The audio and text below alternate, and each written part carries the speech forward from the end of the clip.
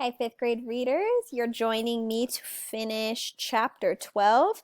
We left Harry Potter, Hermione, and Ron in the hall of Hogwarts. They were all in the dining hall when suddenly the door burst open. And so, whatever your prediction was from yesterday, I want you guys to listen up and see if it was correct. But at that moment, there was a deafening rumble of thunder, and the doors of the great hall banged open. A man stood in the doorway, leaning upon a long staff shrouded in a black traveling cloak. Every head in the great hall swiveled towards the stranger. Suddenly, brightly illuminated by a fork of lightning that flashed across the ceiling, he lowered his hood, shook out a long mane of grizzled gray dark hair, and then began towards the teacher's table. A dull clunk echoed through the hall on his every other step. He reached the end of the top table, turned right, and limped heavily towards Dumbledore. Another flash of lightning crossed the ceiling. Hermione gasped. The lightning had thrown the man's face into sharp relief, and it was a face unlike any Harry had ever seen. It looked as though it had been carved out of weathered wood by someone who had only the vaguest idea of what human faces were supposed to look like, and none too skilled with a chisel. Every inch of skin seemed to be scarred. The mouth looked like a diagonal gash, and a large chunk of the nose was missing. But it was the man's eyes that made him frightening. One of them was small, dark, and beady. The other was large, round as a coin, and vivid electric blue. The blue eye was moving ceaselessly, without blinking, and was rolling up and down and from side to side, quite independently of the normal eye. And then it rolled right over, pointing into the back of the man's head, so all they could see was whiteness. The stranger reached Dumbledore. He stretched out a hand that was badly scarred as his face, and Dumbledore shook it, muttering words that Harry couldn't hear. He seemed to be making some inquiry of the stranger, shook his head unsmilingly, and replied in an undertone. Dumbledore nodded and gestured the man to the empty seat on the right-hand side. The stranger sat down, shook his mane of dark gray hair out of his face, pulled a plate of sausages toward him, and raised it to the left of his nose and sniffed it. He then took out a small pocket knife, speared the sausage at the end of it, and began to eat. His normal eye was fixed upon the sausages, but the blue eye was still darting restlessly around in its socket, taking in the hall and the students. "May I introduce our new Defense Against the Dark Arts teacher," said Dumbledore brightly into the silence. Professor Moody. It was usual for new staffers to be greeted with applause, but none of the staff or students clapped except Dumbledore and Hagrid. Both put their hands together and applauded, but the sound echoed dismally into the silence, and they stopped fairly quickly. Everyone else seemed too transfixed by Moody's bizarre appearance to do more than stare at him. "Moody?" Harry muttered to Ron. "Mad-Eye Moody? The one your dad went to help this morning?" "Must be," said Ron in a low, odd voice. "What happened to him?" Hermione whispered, "What happened to his face?" "Dunno," Ron whispered back, watching Moody with fascination. Moody seemed totally indifferent to his less than warm welcome. Ignoring the jug of pumpkin juice in front of him, he reached again into his traveling cloak, pulled out a hip flask, and took a long draught from it. As he lifted his arm to drink, the cloak was pulled a few inches from the ground, and Harry saw below the table several inches of a carved wooden leg, ending in a clawed foot. Dumbledore cleared his throat again. "As I was saying," he said, smiling at the sea of students before him, who were all staring transfixed at Mad-Eye Moody, "we are to have the honor of hosting a very exciting event over the next few months, an event which has not been held for over a century. It is my great pleasure to inform you that the Triwizard Tournament will be taking place at Hogwarts this year." "You're joking!" said Fred Weasley loudly. The tension that had filled the hall ever since Moody's arrival suddenly broke. Nearly everyone laughed, and Dumbledore chuckled appreciatively. "No, I'm not joking, Mr. Weasley," he said. "Though now that you mention it, I hear an excellent one over the summer about a troll, a hag, and a leprechaun who all go into a bar." Professor McGonagall cleared her throat loudly. Maybe this is not the time." "No," said Dumbledore. Where was I? Yes, the Triwizard Tournament. Well, some of you will know that what this tournament involves. So I do hope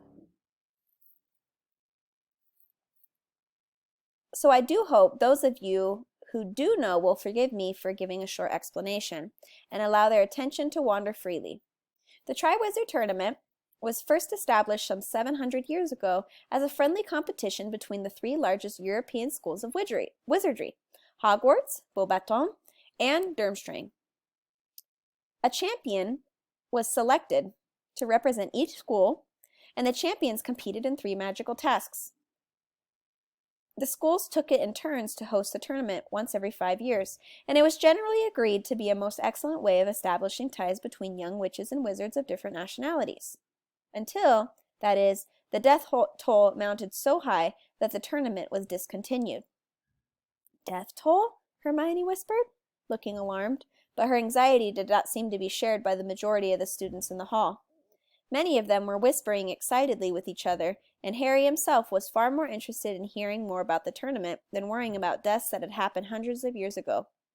There have been several attempts over the centuries to reinstate the tournament, Dumbledore continued, none of which have been very successful. However, our own departments of international magic cooperation and magical games and sports have decided that the time is ripe for another attempt.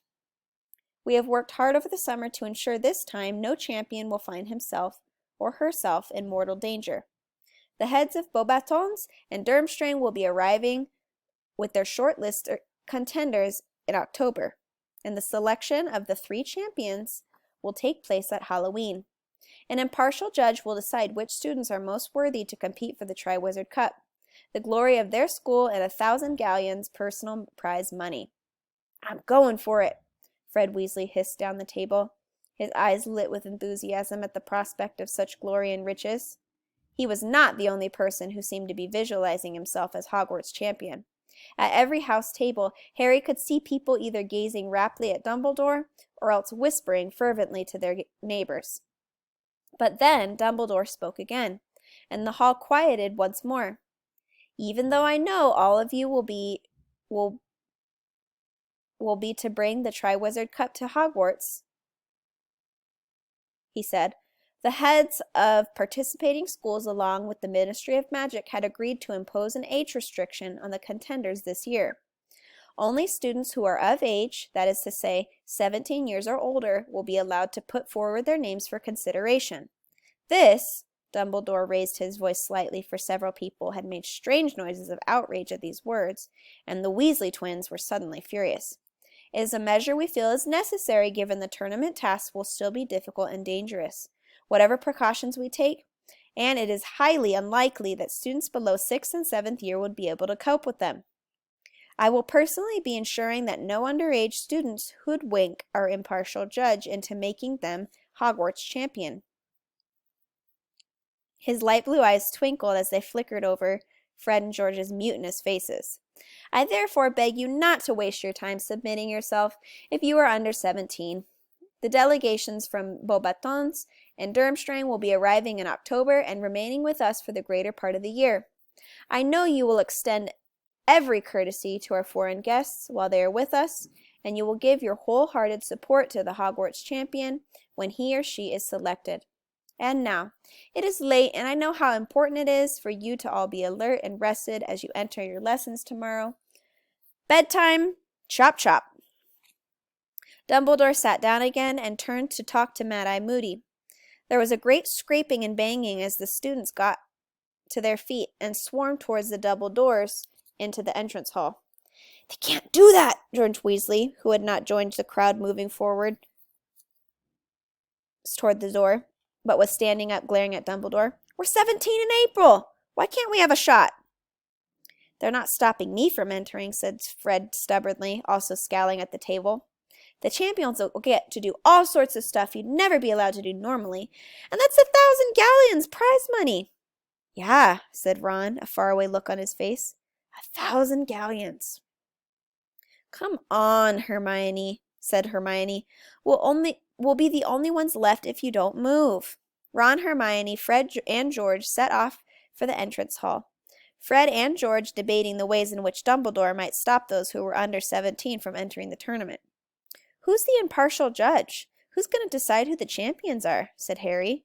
Dunno, said Fred. But it'll be them that we have to fool. I reckon a couple of drops of aging potion might do it. George? Dumbledore knows you're not of age, though, said Ron. Yeah, but he's not the one who decides who's the champion, now is he? Said Fred shrewdly. Sounds to me like once this judge knows who wants to enter, he'll choose the best from each school. And never mind how old they are, Dumbledore is trying to stop us from giving our names. People have died, though, said Hermione in a worried voice, as they walked through a door concealed behind a tapestry, started up another narrow staircase. Yeah, said Fred airily. But that was years ago, wasn't it? Anyway, where's the fun without a little bit of risk?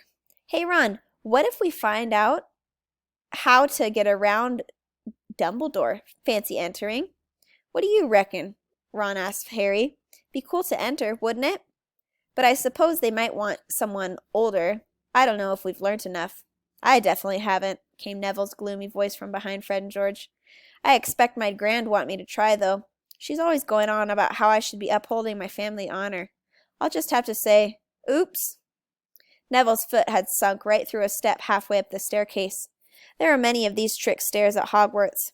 It was second nature to most of the older students to jump this particular step, but Neville's memory was notoriously poor.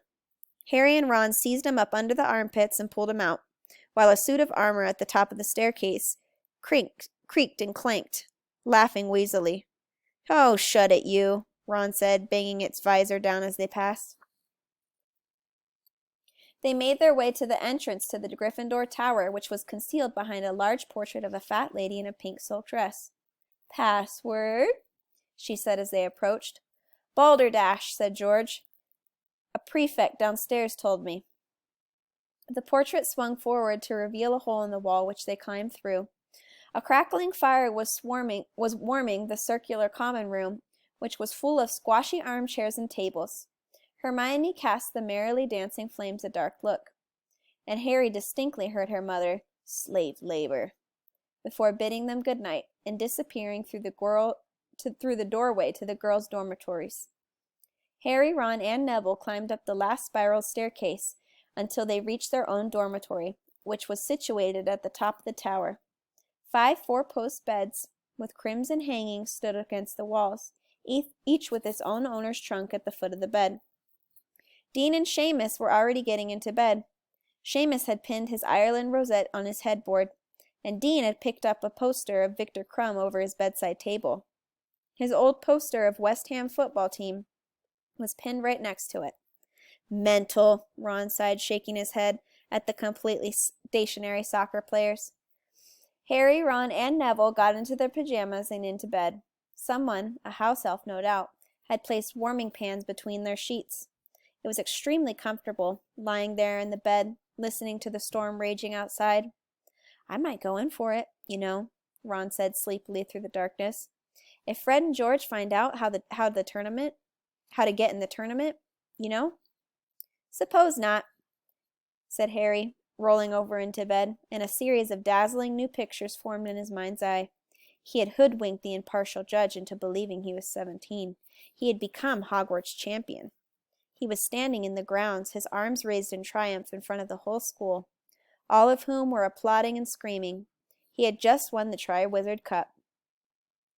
Cho's face stood out particularly clearly in the blurred crowd, her face glowing with admiration.